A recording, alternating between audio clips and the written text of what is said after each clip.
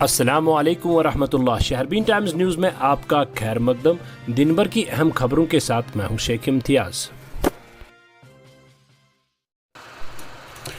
وزیر دفاع نرملا سیتارمن نے کہا ہے کہ پاکستانی وزیر اعظم کے بیان کے پیچھے کانگریس کی کوئی چال ہو سکتی ہے، جس میں عمران خان نے کہا تھا کہ اگر بھارت میں نریندر مودی کی سرکار پھر بنے گی تو مسئلہ کشمیر پر مذاکراتی عمل بحال ہوگا۔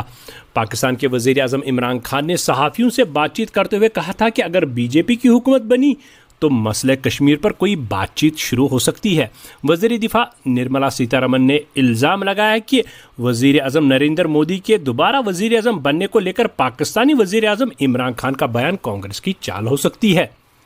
نیوز ایجنسی ANI کو دیے گئے انٹرویو میں سیتارمن نے کہا کہ مجھے نہیں پتا کہ ایسا بیان کیوں دیا گیا، یہ پارٹی نہیں بلکہ میرا نجی طور پر ماننا ہے کہ ہر بار ایسے بیان دیے جاتے ہیں۔ کانگریس کے کئی معروف لیڈر وہاں یعنی پاکستان جا کر نریندر مودی کو ہٹانے میں مدد مانگتے رہتے ہیں۔ انہوں نے وہاں جا کر کہا تھا کہ نریندر مودی کو ہٹانے میں ہماری مدد کرو۔ مجھے شک ہے کہ کہیں یہ عمران خان کا بیان بھی کانگریس کے منصوبے کا حصہ تو نہیں۔ مجھے نہیں پتا کہ اس کا کیا مطلب نکالا جائے۔ بتا دیں کہ پاکستان کے وزیر اعظم عمران خان نے صحافیوں سے بات چیت کرتے ہوئے کہا تھا کہ اگر بی جے پی کی حکومت بنی تو مسئلہ کشمیر پر کوئی راستہ نکل سکتا ہے، اور اگر کانگریس کی حکومت بنتی ہے تو کشمیر کے مسئلے پر پاکستان کے ساتھ کوئی سمجھوتا ہو پانا مشکل ہوگا، لیکن بی جے پی کی حکومت بننے پر کشمیر معاملہ پر کوئی راستہ نکل سکتا ہے۔ عمران خان کے اس بیان پر کانگریس نے سخت رد عمل کا اظہار کرتے ہوئے کہا تھا کہ مودی کو ووٹ کرنا پاکستان کو ووٹ کرنا جیسا ہے۔ پاکستان نے رسمی طور پر مودی کے ساتھ سمجھوتا کر لیا ہے۔ پاکستان کی اپوزیشن پارٹیوں نے بھی اس کی مخالفت کی تھی۔ فوجی اہلکاروں کی طرف سے سب ضلع مجسٹریٹ ڈورو اننت ناگ کی مار پیٹ پر برہمی کا اظہار کرتے ہوئے PDP صدر اور سابق وزیر اعلیٰ محبوبہ مفتی نے بدھ کو کہا کہ کشمیر میں جنگل راج قائم ہے۔ اس دوران انہوں نے پولیس سے اپیل کی کہ گزشتہ دنوں ان کے قافلے پر حملے کے بعد اگر کسی نوجوان کو گرفتار کیا گیا ہے تو ان کو فوری طور رہا کیا جائے۔ امت شاہ نے بات کی 2020 میں ہم 370 کو ختم کریں گے، 35 کو ختم کریں گے۔ ابھی کچھ دن پہلے ارون جیٹلی نے PDP پہ الزام لگایا کہ یہ 370 کے جو ہے اس کی دفاع کرتی تھی، 35 کو ہٹانے کے میں اس نے یہ تیار نہیں ہو رہی تھی، ہم نے اسی لیے سرکار لی۔ تو اس کا مطلب ہے کہ کہیں نہ کہیں اس وقت پورے ملک میں یہ ایک مدعا بن رہا ہے۔ تو ہمارا یہ ماننا ہے کہ 370 کے ساتھ کوئی چھیڑ چھاڑ نہیں کر سکتا۔ اگر کوئی جرت کرے گا اس کے ساتھ چھیڑ چھاڑ کرنے کی، اس کا مطلب ہے وہ جموں کشمیر سے اپنا ہاتھ دھونے کے لیے تیار ہے۔ جموں و کشمیر نیشنل کانفرنس کے نائب صدر عمر عبداللہ نے کہا کہ PDP صدر محبوبہ مفتی بحیثیت وزیر اعلیٰ بری طرح ناکام رہی اور ان کی نااہلی ہی موجودہ حالات کی بنیادی وجہ ہے۔ جنوبی کشمیر کے شانگس میں چناوی مہم کے سلسلے میں ایک اجتماع جس میں پارٹی کے نامزد امیدوار جسٹس حسنین مسعودی، سینئر لیڈران ڈاکٹر محمد شفیع شاہ، پیر محمد حسین، ایڈوکیٹ ریاض احمد خان اور سلام الدین بچھاڑ کے علاوہ کئی عہدیداران موجود تھے، سے خطاب کرتے ہوئے انہوں نے کہا کہ کچھ عرصہ پہلے ہم نے دیکھا کہ بہت سارے لوگ چوکیدار بنے۔ پہلے وزیر اعظم نے چوکیدار ہونے کا دعویٰ کیا، پھر وزیر دفاع، پھر وزیر خزانہ، ریلوے وزیر، اور بہت سارے لوگ چوکیدار بن بیٹھے، لیکن میں اس وقت حیران ہوا جب محبوبہ مفتی نے کہا کہ میں بھی چوکیدار ہوں۔ آپ نے یہاں کے پڑھے لکھے نوجوانوں کو دوبارہ بندوق اٹھانے کے لیے مجبور کیا، آپ نے یہاں کے نوجوانوں کو سڑک پہ آ کے احتجاج کرنے کے لیے۔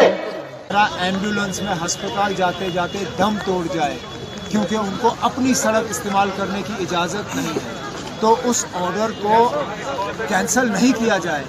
تو میں سمجھ نہیں پاتا ہوں کہ گورنر صاحب کر کیا رہے ہیں۔ گورنر صاحب نے کل افسروں کو کہا کہ الیکشن نہیں ہوں گے، یہاں گورنر راج ہی چلے گا۔ اب میں سمجھ نہیں پاتا ہوں یہ کس انداز میں گورنر صاحب نے کہا، کیونکہ یا تو گورنر صاحب کی نیت صاف نہیں ہے، یا گورنر صاحب حکومت کرتے کرتے اس ریاست کا بیڑا گرک کرنا چاہتے ہیں، یا اس ریاست کا اتنا زیادہ بیڑا گرک ہوا ہے کہ گورنر صاحب الیکشن کر ہی نہیں پائیں گے۔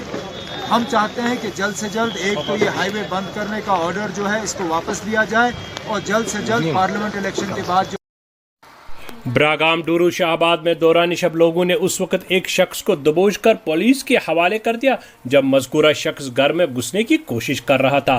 گاؤں والوں کے مطابق گرفتار شخص پیشہ ور مجرم ہے اور اب تک کئی گھروں میں نقب لگا چکا ہے۔ پولیس کا کہنا ہے کہ وہ معاملے کی چھان بین کر رہی ہے۔ اصل میں وہ جب آیا کھڑکی توڑ کے وہ ایک مکان میں ادھر آئے، ہمارا ایک فاروق احمد ہے، چچیرا بھائی ہے ہمارا، بغل میں ایک بشیر احمد نائکو کا گھر ہے، وہ رہتا ہے۔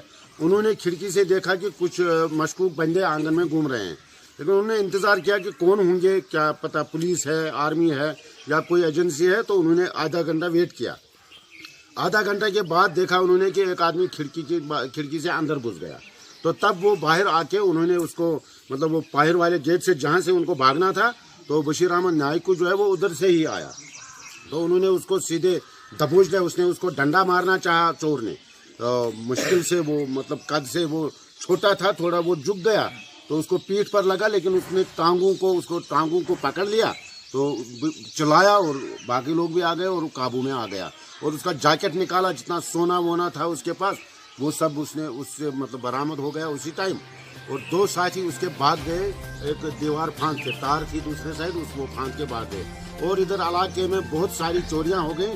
یہ پورا بڑا گروپ ہے۔ بھارت نے ڈیرہ بابا نائک سے عالمی سرحد تک فلائی اوور بنانے کی پیشکش کر دی۔ یہ فلائی اوور 100 میٹر لمبا ہوگا۔ پاک بھارت ٹیکنیکل ماہرین کے مذاکرات کرتارپور زیرو پوائنٹ پر منعقد ہوئے۔ پاکستانی سفارتی ذرائع کے مطابق پاک بھارت مذاکرات آج کرتارپور بارڈر زیرو لائن منعقد ہوئے۔ ان مذاکرات میں پاکستان کا 10 رکنی وفد شریک ہوا، جس میں وزارت خارجہ، وزارت مذہبی امور اور FWO کے حکام شامل تھے۔ مذاکرات میں بھارتی ماہرین نے 100 میٹر لمبا فلائی اوور بنانے کی تجویز دی۔ بھارتی موقف یہ ہے کہ برسات میں اس علاقے میں پانی جمع ہو جانے سے دشواری ہوتی ہے۔ پاکستانی ماہرین بھارتی پیشکش پر اپنی رپورٹ متعلقہ وزارتوں کو پیش کریں گے۔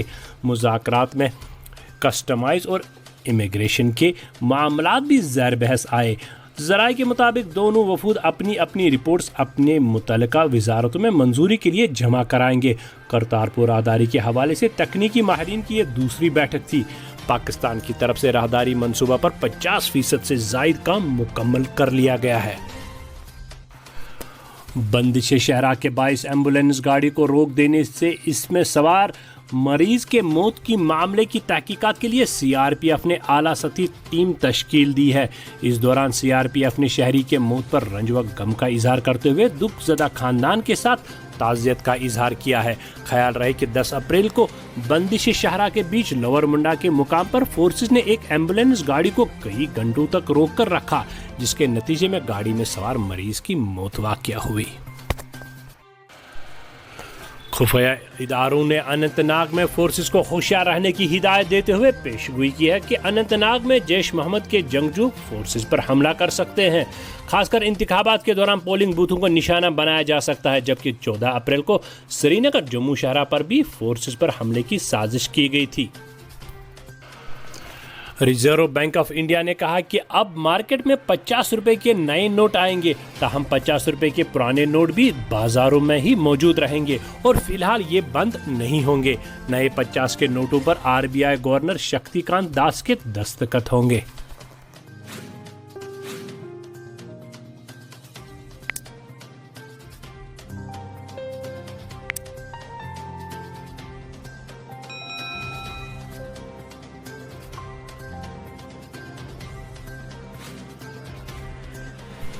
اپنے کاروبار کو فروخت دینے کے لیے شہربین ٹائمز پر اشتہار دیجیے۔